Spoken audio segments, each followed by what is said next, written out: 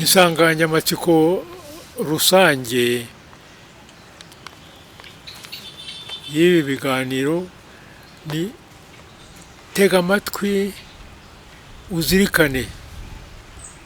Ariko rero ubu ngubu insanganyamatsiko yihariye yerekeye ku Imana mu Rwanda.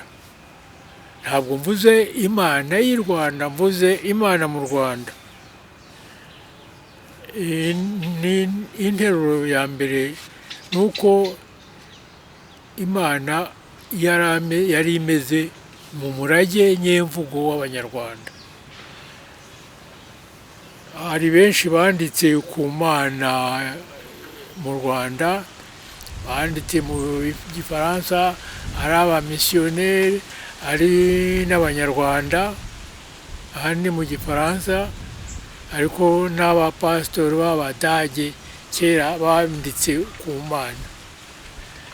Umwihariko rero nzanye nuko mpera ku murage nyemvugo bamwe bita oral tradition cyangwa tradition orale. Umurage nyemvugo ugaragarira mu bisigo, mu mazina y'inka, mu byivugo, mu mazina y'ahantu, mu mazina y'abantu n'ibindi. Ni umwihariko ntagiye mu byo banditse ngo uvuge ngo kanaka yanditse atya, si cyo cy'ingenzi. Uwo murage nyemvugo rero ugaragazwa n'ibintu bikurikira. Icya mbere nuko Imana itabarirwa mu ngeri za ntu, icyo bita ntu. Ni ukuvuga ko Imana atari umuntu, atari ikintu, atari ahantu, atari ukuntu. Ibyo bikaba bigiye ukwabyo. Ikindi ni uko Imana rurema batayitiranyaga n'Imana zaremwe. Bari bazi ko hari Imana zaremwe, ariko ntibayitiranye nazo. Ikindi ni uko hari amazina y'ahantu avugwamo Imana, turi bubone. Hanyuma ni uko mbere y'ubukirisitu amazina y'abantu avuga nk'Imana, avuga Imana yari make kuruta uko bagiye babyandika. Ndiho bigarukeho uko babyanditse nka Musenyeri Clasi Ijana, Padiri Bernardin Muzungu muri Le Dieu de nos Pères mu gitabo yanditse, amazina arenga 90. Mu by'ukuri yari make, atageze no kuri 30. Ndibuyagereho nayo. Ikindi kuba nta muhango, nta nyubako abamisiyoneri basanganye Abanyarwanda, umuhango, inyubako yerekeye Imana nta byari biriho. Nkavuga ko nyine ibyo ntacyo bitwaye, nta gisebo kirimo. Icya nyuma rero ni ukuntu ukwemera kw'Abanyarwanda ku byerekeye Imana kwatangaje, mbivuge mbisubiremo, abamisiyoneri baba Abakatolika baba Abaprotestante.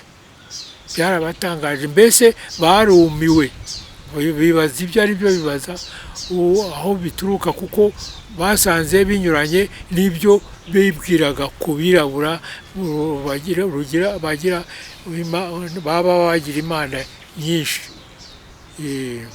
N'ibyo y'iz'ingenzi, ingingo nako z'ingenzi nshaka kuvuga. Icya mbere rero, Imana ntibarirwa mu ngeri za ntu. Imana si umuntu. ibyo bigaragarira mu bisingizo bagiye bayibiha nabyo turi bubibone. Ntabwo ari umuntu. Ubundi umuntu ikimuranga ni ubuntu,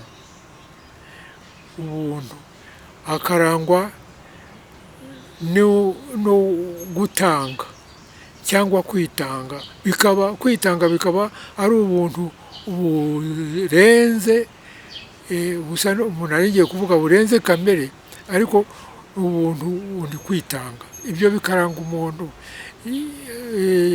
Iki kinyuranyo ni urunturuntu. Ahabuze ubuntu haboneka urunturuntu.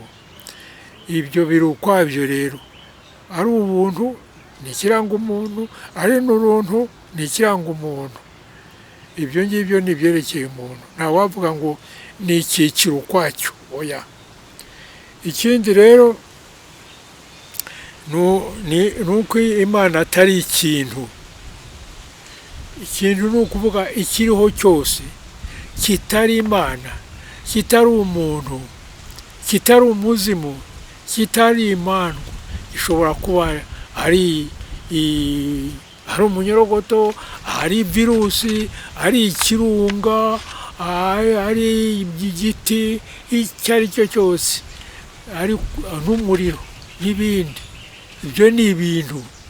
Imana rero ntabwo iri muri icyo cyiciro. Hariho abagiye bandika ibyo nzi ni mu Gifaransa, ngo ukurikije uko Abanyarwanda babyumvaga, ngo Imana yari un fluide. Wabyanditseho cyane ni Marcel Dertfeld, ariko hari n'abandi bamwiganye avuga ngo ku Banyarwanda Imana yari un fluide, ni ukuvuga ikintu kinyerera cyangwa gitemba. Ubwo rero kubivuga ngo yari fluide baba barangije kuyita ikintu, kandi Imana ku Banyarwanda atari ikintu. Kuvuga ngo ni un fluide cyangwa ukagira uko wagihindura cyose, ntabwo ari byo Abanyarwanda bari bafite. Ntabwo bayumvaga uko bayumvaga nyine, n'ibyo turi burebe. Ikindi ni uko Imana atari ahantu. Ibyo birumvikana, n'ubundi ntibyagombye igisobanuro. Imana si ahantu. Kimwe n'uko Imana atari ukuntu kuranga cyangwa gufutura, gusobanura imimerere, imiterere, imyitwarire, imigirire y'umuntu, y'ikintu, y'ahantu, uko giteye, uko ateye, uko hateye. Imana rero ntabwo ari ukuntu. Icyo ni cya mbere rero mvuze, ingingo ya mbere, y'uko Imana itabarirwa mu ngeri enye za ntu. Iyo ngiyo bayisanga uretse mu Rwanda, mu Burundi, byo bise ngo peuple bantu, cyangwa abavuga ururimi rurimo ntu. Muri Afurika, mu Rwanda, mu Burundi, umutu uvuga umutu, umuntu uko ushaka kose, icyo kirimo ntu. Imana rero ntabwo ibarirwa muri ibyo byiciro maze kuvuga. Ingingo ya kabiri rero ni uko ni ibisingizo Abanyarwanda bahaga Imana, bigatuma bumva uko bo biyumvishaga Imana, uko bayumvaga. Ni ibisingizo. Ibyo bisingizo birimo ibyiciro bibiri. Icyiciro cy'ibisingizo by'ibanze, bihambaye, bikomeye. Ibyo bisingizo ni bine. Imana bati ni iya kare, iya kare, mu gihe, ni mu gihe, iya kare. Bati Imana ni iya mbere, nabyo murumva.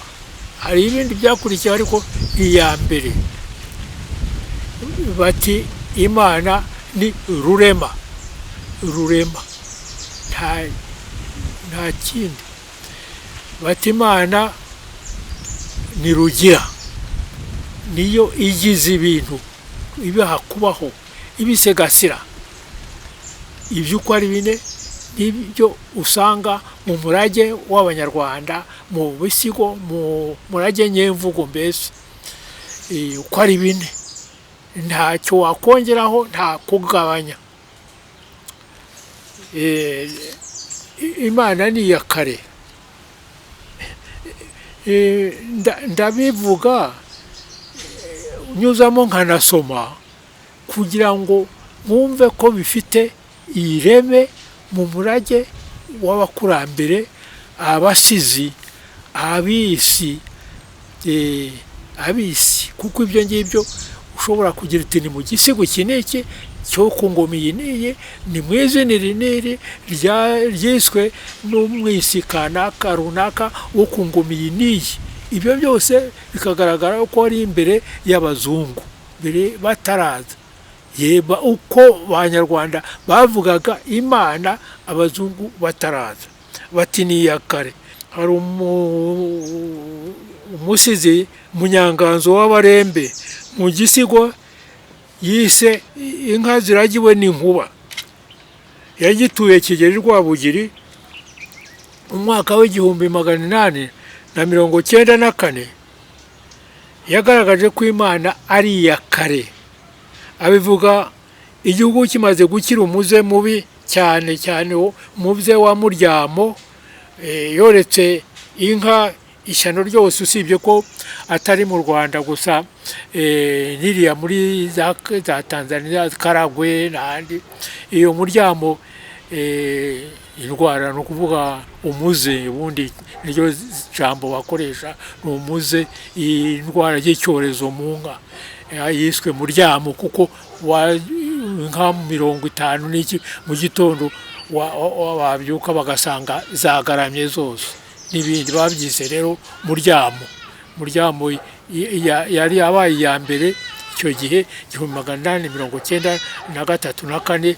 Indi ni yabaye mu by'1900, yavuze 1893. Indi ni yabaye mu 1935, aho habaye Muryamo, ariko itari ikanganye nk'iya mbere. Uwo musizi rero avuga ati umunsi mubi se ntiwatwiriye tukawukizwa n'iya kare. Umunsi mubi se ntiwatwiriye tukawukizwa n'iya kare. Birumvikana ibyo ngibyo, ntabigomba igisobanuro. Naho iya mbere, umusizi Ngurusi yahimbye igisigo ati ndi umuyoboke w'abami, agitura Rwabugiri mu mwaka w'1889. hari aho agira ati uragiwe n'iya mbere ntarengana, uragiwe n'iya mbere ntarengana. Hari rero n'igisingizo rurema. Ndumva bidatunguranye kuko abenshi bakunze kubyumvisha si umuntu si we wiremye ikintu, si cyo kiremye, gifite uwakiremye. Ariko umwisi ndangamira, umwisi nabo avuga bita inka, ariko ibi bya gihanga si ugupfa kuvuga agakora nk'imikarago, cyangwa ni ukuvuga imirongo igeze nko kuri 800 400 bityo, avuga inka imwe. Numero ya mbere niko nabivuga rero ni uwitwa ndangamira. Mu gisigo yatuye Kirima Rurugira, nako n'indamira. Hari ndangamira na ndamira. Bigarukeho rurema, umusizi ndamira wo mubi abasizi b'Ababanda, yasize ku ngoma ya Kirima Rurugira. Ati abatabazi bagira ubatemera. Ahangaha ni ngombwa kubitega amatwi kuko bifutuye cyane, nta handi wabisanga mu murage nyemvugo nk'aha ngaha. Ubwo turi ku ngoma ya Cyilima Rujugira mu ntangiriro y'ikinyejana cya 18.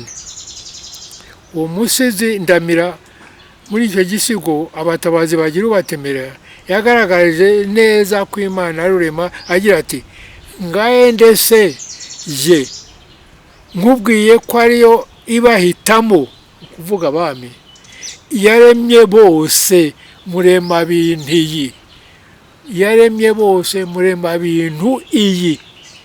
Urumva bose ni abantu, murema bintu iyi n'ibintu, yaremye abantu irema n'ibintu, nta gushidikanya. Hari no mu mazina y'inka niho byari bikunze kuvuga ko Imana ari rurema, kimwe n'uko bavugaga Rugira ndi bubigarukeho. Ima bakavuga bagira inka iyi n'iyi bakayigereranya, bakavuga ko yaremwe kimwe n'umwami runaka, yaritonze irayirema nk'uko yaremye umwami runaka. Imana yayiremye kimwe n'uko. Urugero ni Ndangamira, navuze Ndamira naho Ndangamira. Ndangamira yamuyoboke wari utuye i Rubungo, bavuga yuko yari umugaragu wundi mwese nawe nibuvuge witwa Bikungero, ari utuye hariya i Karembure muri Kicukiro, muri Kicukiro iri. Byo ni nzabigarukaho wenda mu rwego rwa Bwanacyambwe mu iki gice iwabo w'inyambo. Ndangamira rero yamuyoboke ni numero ya mbere, bembe mbivuze hakiri kare, numero ya mbere mu bisi mu bahanga.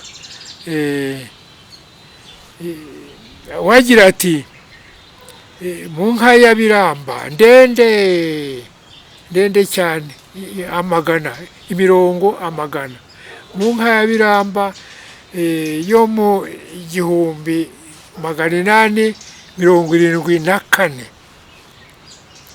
yagize ati Imana yazikundiye kera, igiye kurema iterura neza, ibanza rwubikirana mpunzi, irema na rubuza guhumeka. Ibirafutuye rwose. Hari Rugira rero, Imana ni Rugira. Umusizi Bagorozi arazwi, ni igihangange, abo mu muryango barahari, baracyaririmba ibisigo, abamukomokaho, abo kwa Bagorozi. Ari Musenyeri Alexis Kagame yari yarateguye inyandiko y'abo mu miryango minini yo mu Rwanda, yari yarashyizemo Abagorozi nabisanze mu biro bye, ubwo ni nyuma ya Jenoside yakorewe Abatutsi. Hari rero n'igice udupapuro twinshi yari yageneye abakomoka muri uwo muryango wo kwa Bagorozi. Simbitinzeho kuko abo Bagorozi wo wazwi mu basizi no ku ngoma ya Cyilima Rujugira. Mu gisigo yise nihe amajerwe. Amajerwe ni ukuvuga amagambo arimo amahame adakuka, ni Ikinyarwanda cyo hambere, nicyo gituma gisobanuye. Muri icyo gisigo rero nihe amajerwe yagize ati nta byiza atakoze, rukorera abayonga rwa mukozi wa rukorangame. Ibyo ni inka yahabuye ubuntu rwa rubanda. Rugira ntiyatubeshye mu kubona ruhana nkamwa, yimye akarumbura u Rwanda. Ni ukuvuga ko Imana Rugira ntiyatubeshye, Imana ntiyatubeshye, yaduhaye neza, iduha ukwiriye. Urumva bavugaga n'amagambo mu mvugo nziza cyane. Kubaho kw'inyambo muri rusange n'uko indatwa by'umwihariko ubwiza ari ubwiza, inka bazivuga ubwiza bakazivuga n'ubutwari. Ibyo ngibyo byose zibihabwa n'Imana rugira. Iyo ngingo rero abisi bayikunzeho bayigarukaho kenshi. Nibyo umwisi Bikungero namuvuze yagaragaje ubwo yitaga inka ya Mugani mu byo mwaka w'1860. Yagize ati: nyiramacumu y'impakabarasi saa y'intore z'imigereranyo ntayabaye urugangazi, Imana rugira yarayagoroye. Y'ibyo iby'ingenzi. Mbese nanzure iyo ngingo ngira nti nta gushidikanya ko ibyo bisingizo ari byo byabaye inkomoko y'amazina bise abantu, bavuga bati uriya ni Habiyakare, ni Habiyambere se, ni Habarurema, ni Habiyaremye, ni Iyakaremye, Habarugira ndetse na Rugira. Ngibyo ibyo umuntu yavuga ku bisingizo by'ingenzi bidakuka, ibine mbigarukeho: Iyakare, Iyambere, Rurema na Rugira. Hakabaho rero ibisingizo bindi biza byunganira. Ibyo bisingizo ni bitandatu. Ari byo noneho bakabyitirira Imana, ariko ubusanzwe ni iby'abantu. Ni ubwa mbere kubera kuzirikana, gutekereza, gushakisha igihe kirekire, nanjye ni ubwa mbere mbigeraho. Ibyo ngibyo amazina agiye gukurikira ibyo bisingizo ni ubwa mbere, bigaragaza ko ari iby'abantu ntabwo ari iby'Imana. Ariko ibyiza, ibyo bashima, ibyo bashimye ku bantu bakabyitirira noneho Imana. Birafututse. Ni bitandatu. Hari Rugaba, hari Rugabo na Sebantu, hakaba Nyagasani, hakaba Nyirigira na Nyamurunga. Ibyo ni iby'abantu ariko bakabyitirira Imana. Birumvikanye neza. Hari Rugaba, Imana Rurema itanga ibyiza, nka Rugabisha Birenge uko bamwitaga umwami Gisanura watangaga cyane, wari umunyabuntu, bakavuga ko ari Rugabisha Birenge. Noneho bavuga ko ari agabira, bati ni Rugaba. Noneho bakavuga ko Imana ari Rugaba, nayo itanga byinshi, igira ubuntu. Bati ni Rugaba, ariko ifatizo ni wa mwami, ni wa muntu ugabira abantu, utanga. Akaba umugaba, akaba umugaba w'ingabo, atanga ibintu, aragabira abantu inka. Akaba n'umugaba Rugaba, umugaba w'ingabo, uzijyana ku rugamba, uziyobora ku itabaro.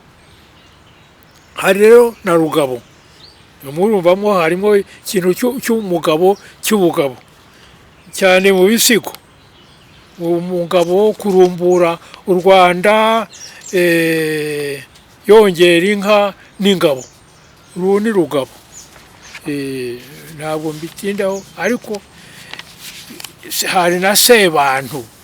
Sebantu ntabwo rikunze kumvikana mu mazina y'abantu iryo ngiryo, ariko ribaho. Ndabaye ingero. Hari umwami w'u Rwanda bitaga Sebantu. Nicyo gituma iyo umwami yatangaga, baragombaga yagutanga ntabwo ari guhereza ibintu, ni ugutanga ingoma, guhereza ingoma akayiha umusimbura, nicyo bivuga kuvuga ngo umwami yatanze ni ukuvuga gutanga ingoma akazihereza.